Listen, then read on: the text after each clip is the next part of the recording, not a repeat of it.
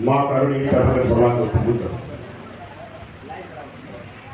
बौद्ध सर्व विश्व रत्न संविधान का डॉक्टर बाबा साहेब अम्बेडकर, महात्मा ज्योतिबा फुले,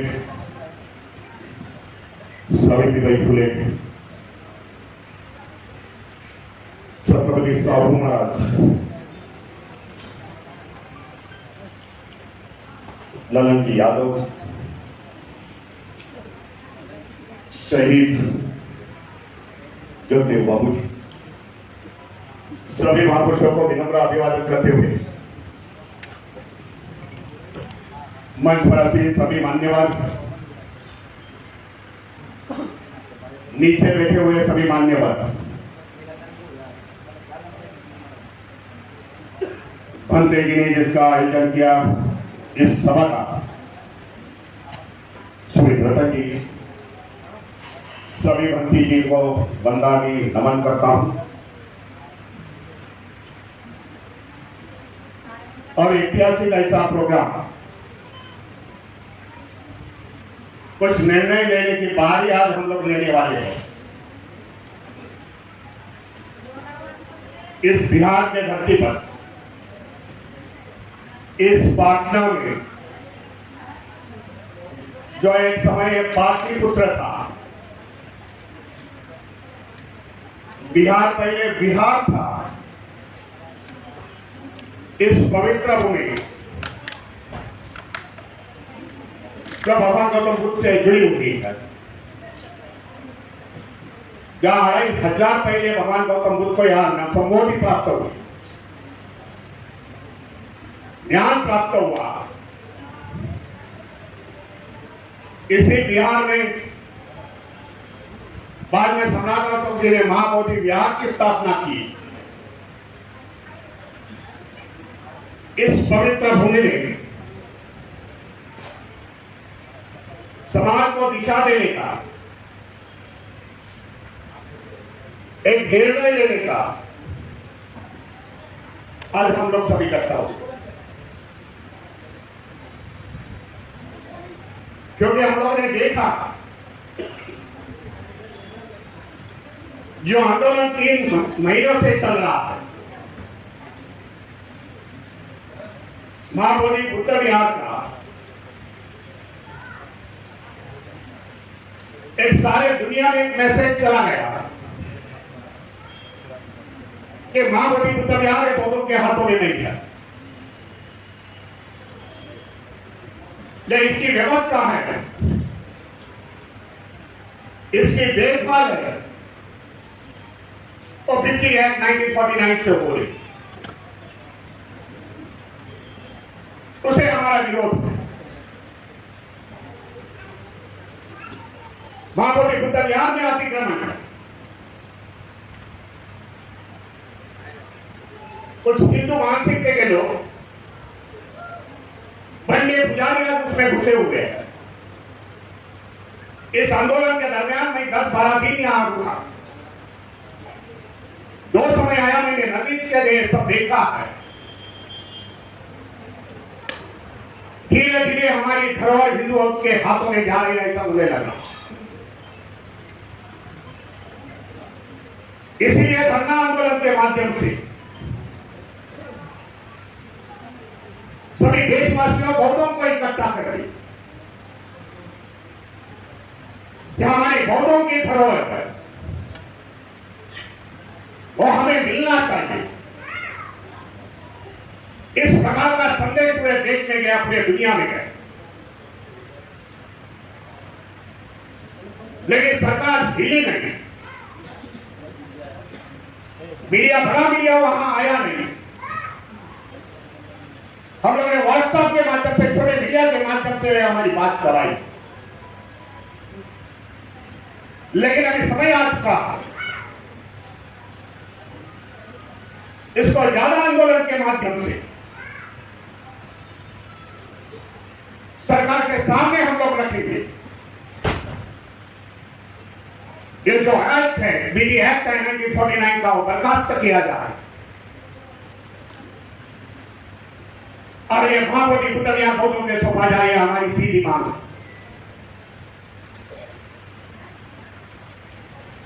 देश में कई माइनॉरिटीज है, अल्पसंख्यक जिसको बोल सकते हो। मुस्लिम की मस्जिद होती है तो मुस्लिम के मस्जिद में मुस्लिम उसका देखभाल करता, व्यवस्था देता। ईसाई को चर्चे से ईसाई लोग उसमें बैठते हैं, पादी उसको बैठते हैं, उसकी देखभाल करते हैं। लेकिन बौद्धों के लिए ये ऐसा कानून क्यों? यह हमारा प्रश्न है। आंदोलन के माध्यम से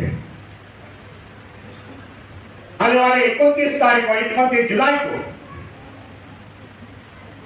सुप्रीम कोर्ट में इसकी सुनावनी हुई। जो सुनावनी के लिए बुद्धिस्ट सोसाइटी ऑफ इंडिया ने हमने इंटरवेंशन किया है। सुप्रीम कोर्ट का एक बड़ा वकील हम लोग ने हायर किया है जो हमारी बात बताएगा। अपील करना चाहता जितने भी बड़े संगठन हो, बहुत भिक्षुओं को अपील करना चाहता हूं और इंडिया को संघ या ऑल इंडिया भिक्षु संघ ने भी एक एप्लीकेशन वहां देनी चाहिए, वहां अपना वकील खड़ा करना चाहिए।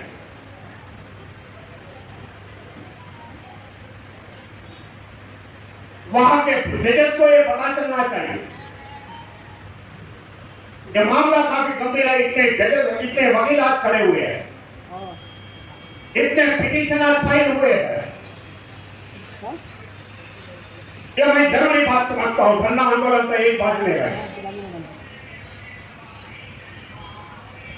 हमें न्याय की लड़ाई लड़नी पड़ेगी, आप जीतनी पड़ेगी। इसके लिए तैयार होना मैं समझता हूं जरूरी। जो न्याय का फैसला आएगा वो मुझे लगता है अंतिम होगा। अच्छा, आ गए स्वामी प्रसाद मौर्य जी हमारे बीच। स्वामी प्रसाद मौर्य जी आते हैं।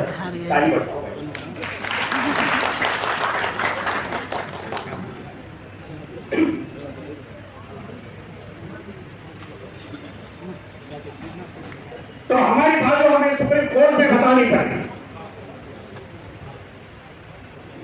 उसके लिए हिस्टोरिक एविडेंस को सुप्रीम कोर्ट के सामने लाना पड़ेगा। जो मैंने वाले वकील के सामने हम लोग ने बात रखी,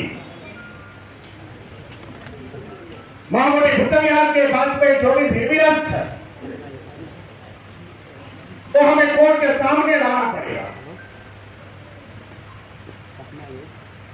ये पुराने एविडेंस हम लोग को लेके आने पड़ेंगे। जो जानते हैं 4वीं शताब्दी में, 5वीं शताब्दी में चाइना के यात्रिक आए थे जिन्होंने भारत की हिस्ट्री लिखी हुई है। फाइनैंस उनका नाम है।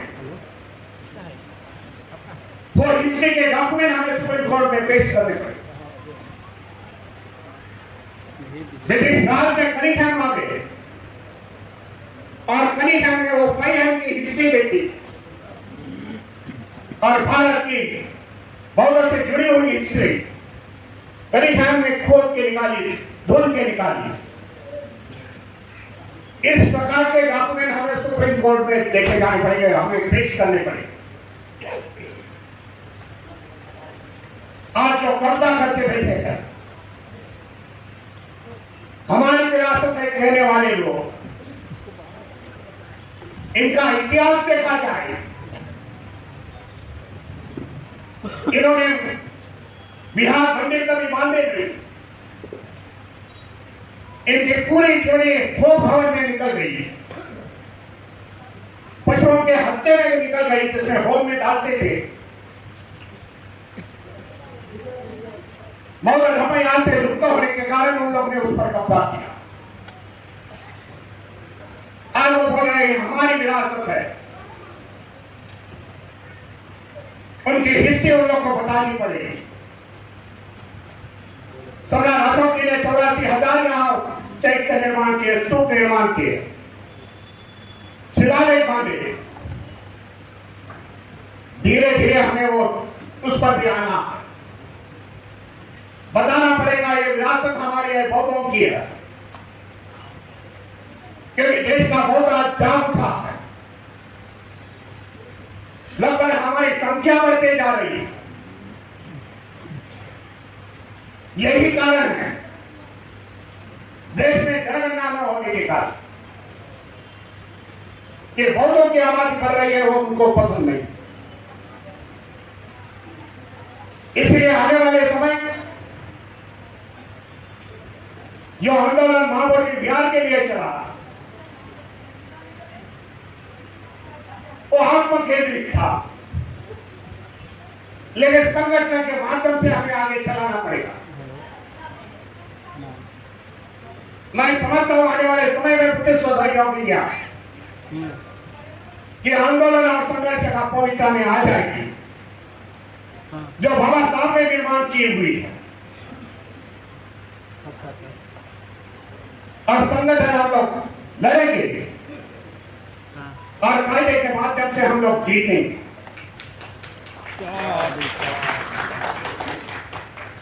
जो कि हमारी विरासत हमें बचानी है। इतिहास देखा जाए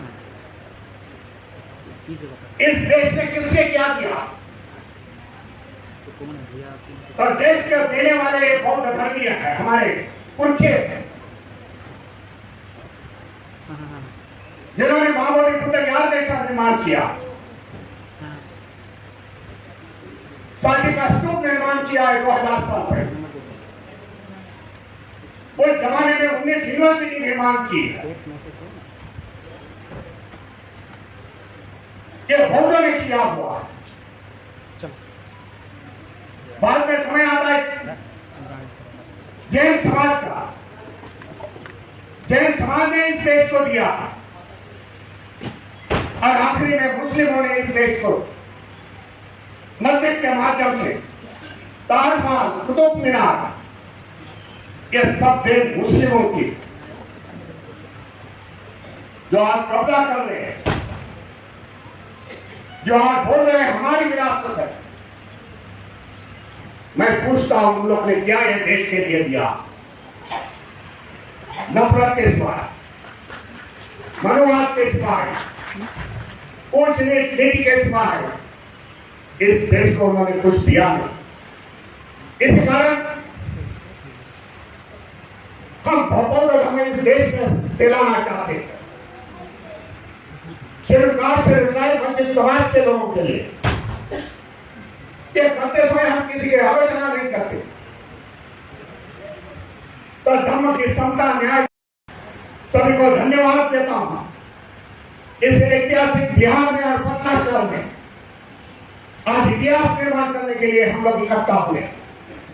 आखिर में हम लोग थोड़ा उपास करेंगे, जो पंडित जी ने लिखित स्वरूप से है वो उपास करेंगे और मीडिया को देंगे। मैं आप सभी को धन्यवाद देने के लिए वाणी को विराम देता हूं। नमो बुद्धाय, जय भीम, जय संविधान।